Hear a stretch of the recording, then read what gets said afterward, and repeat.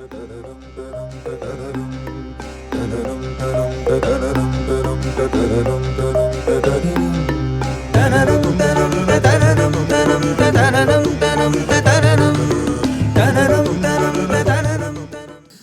there and welcome to my latest podcast. I've been quiet on the social networks recently, taking another short, socially distanced staycation, followed by analysis of my activities and, of course, the annual completion of my legal and other training. But whilst I've been absent, I can still see consumer angst, particularly in the recent Guardian's article on refunds. It seems that consumers are experiencing major difficulties in getting their monies back, particularly from airlines having been given a credit refund note as COVID-19 started to bite. In the article, there are also a number of expressions of shoulds. Very nice, but they do absolutely nothing. I've seen all sorts of advices out there, ranging from go to your travel insurer, but of course they will bounce you back to rights, travel companies or airlines. I've also seen people talk about the words within rights. Very good, but what do consumers have to do next? I've even seen one online legally qualified professional offer 4 lines of paid-for advice which advise the consumer to go to the small claims court. Wrong in my opinion. The complexity ahead for consumers should be recognised, as indeed it was, as demonstrated by that Guardian article. Then there is the latest spat from within the travel industry between ABTA and the large online travel retailer On the Beach. On the Beach have apparently resigned their ABTA membership following a decision by ABTA that all consumers should get their money back if the Foreign Office decrees that a country or destination should be subject to the advice of all but essential travel. There are also some in the travel industry who are uncomfortable with the ABTA decision, and it appears that ABTA had started an investigation into On the Beach about its alleged breach of the ABTA position on refunds. It appears, however, that On the Beach are applying a logic that despite FCO advisories not to travel, there are still hotels and destinations open with flights still operating, and that therefore means that the holiday can still be delivered. It appears to suggest further that if consumers cancel, then this represents a disinclination to travel perhaps, with attendant effects on requests for refunds. So if the reports on this dispute are correct, then it truly represents the simple fact that the Wild West is upon us. With respect to On the Beach, legislation did anticipate serious situations, those of which can be found in Preamble 31 of the Package Travel Directive. In that preamble, there is an inexhaustive list of what constitutes unavoidable and extraordinary circumstances. One of the examples includes the possibility arising of significant risks to human health, such as the outbreak of serious disease at a destination. In my view, this same preamble tends to suggest that the decisions made by national or local authorities may also be an important factor, which may make travel difficult or impossible. So in my opinion, the arguments that current laws do not cater for the present situation are wrong. How do I know? Well, I was there when this law was being discussed, and indeed I argued in open session to 27 member states and in private with the European Commission that serious factors that could potentially affect the viability of holidays should be recognised and catered for. The result was the 2015 Package Travel Directive, followed by the 2018 regulations implementing that directive. But there is a sweet irony amongst all of this.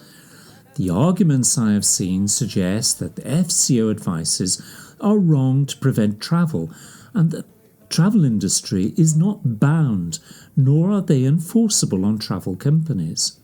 However, when a consumer tries to rely on a difficult situation and destination as a reason why the holiday should be cancelled or changed, travel companies will often cite the FCO advisories that there is no bar to travel to reinforce their T's and C's.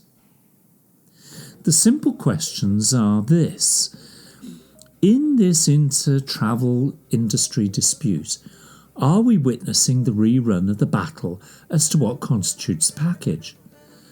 Are we also witnessing the beginning of the battle to recreate legislation in the post-Brexit world to come? Well, if you think I'm wrong on these questions, then consider the forthcoming ABTA Travel Law Seminar to be held on the 23rd of September. In the morning session, there is an item on the agenda entitled Panel Discussion, the Package Travel Regulations. Are they right for the future of the UK travel industry? Now, 3 lawyers are scheduled to sit on that panel, along with a representative from the Competition and Markets Authority, and not one single consumer representative in sight. Important to note, in this same seminar, at the end of the day, is a panel discussion on what Brexit will bring next for the travel industry. So when I raise the alarm bell for the future of travel consumer rights, you can see the discussions being had already. Once you recognise this, then you begin to determine the potential agenda of the travel industry and its future attitude towards consumers. And all the while your elected government remains silent on consumer rights. But all this leads me back to what I've said since the beginning of COVID-19 relating to travel and holidays, where it was obvious that there was a paucity of advices being offered and being regurgitated by the media. It has also led me to the many consumers out there to be discovered by you, the listener, by entering simple search terms in Twitter like holiday refunds or credit refund notes. These searches will reveal a plethora of consumer comments and sometimes disgraceful responses they receive from travel companies. I've been very clear throughout. There is a mechanism or route on how to deal with and resolve these holiday complaints. I know that my suggested routes work because consumers tell me that they've gotten their money back. Equally, I can understand those consumers who decided to bank their monies through these refund notes or vouchers, either because they agreed to do so or because they were lost, time consumed, and simply accepted the fait accompli decision by the tour operator or airline. They cannot be criticised. But now it seems those same companies appear to be using devices which could be considered to be unfair, perhaps even unfair in law. Whilst unfairness is a major factor in travel industry and consumer minds, core rights still sit at the heart of this dispute between consumers and the travel industry. Those rights remain unsatisfied. I provided much detail and free letters to consumers, setting out how they can argue their positions. Now, some clearly follow the guidance and others do not.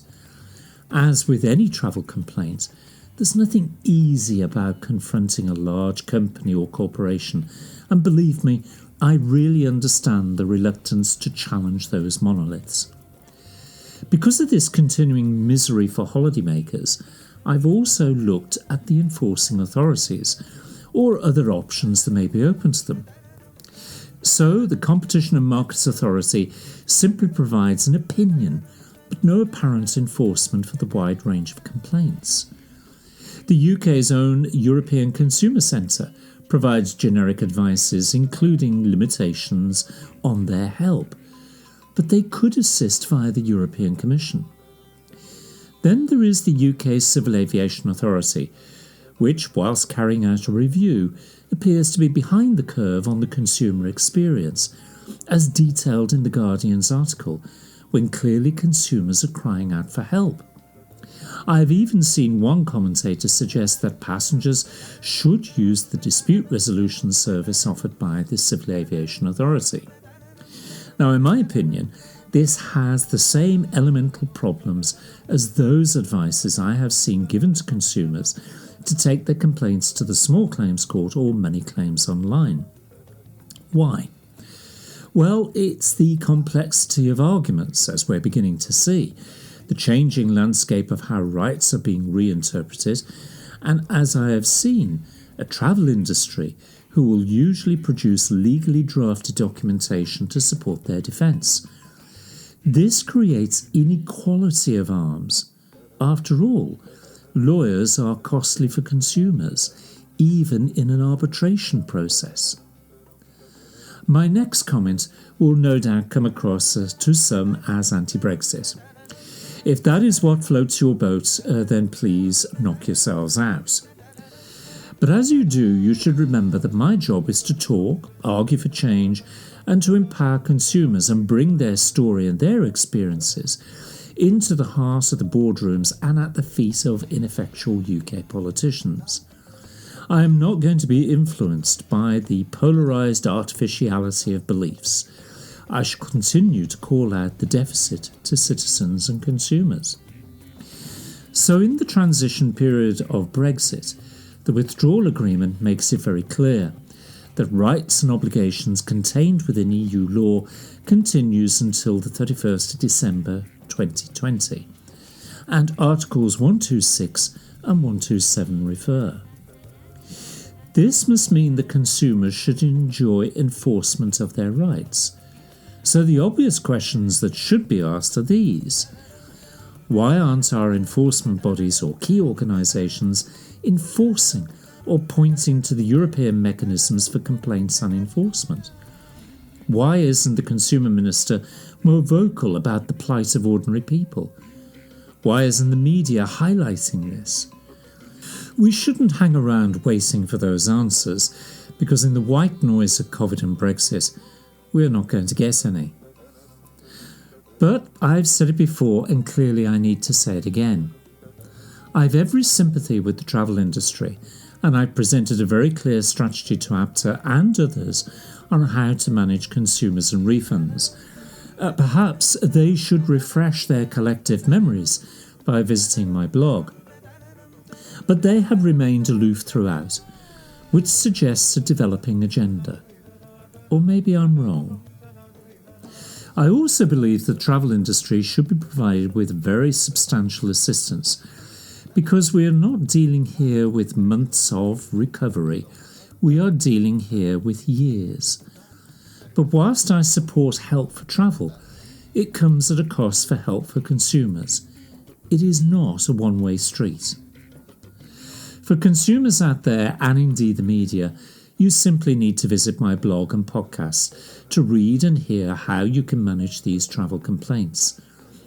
There are plenty of free letters. Use them all, including escalating your complaints right up to the European Commission, while you still can.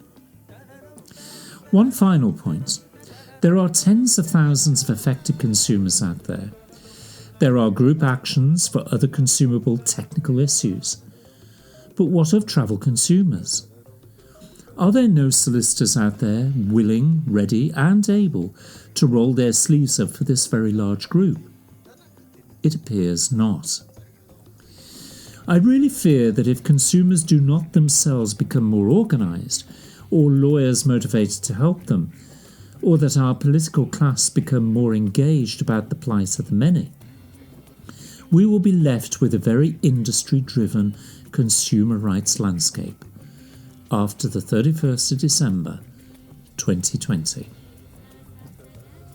Until the next time, take care.